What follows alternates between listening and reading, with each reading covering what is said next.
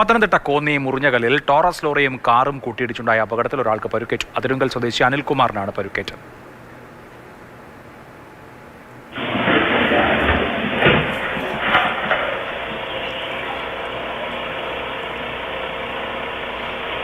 അപകടത്തിന്റെ ദൃശ്യങ്ങളാണ് കാണുന്നത്.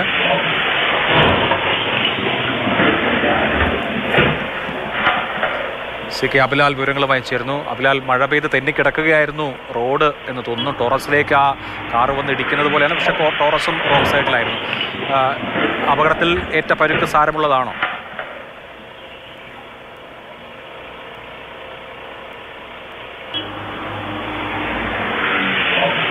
ആണ് ഈ അപകടം ഉണ്ടാകുന്നത്. CCTV ദൃശ്യങ്ങൾ പരിശോധിച്ചാൽ നമുക്ക് വ്യക്തമാക്കാൻ കഴിയുന്നത് ഇന്നലെ രാവിലെ 8:05 ഈ അപകടം.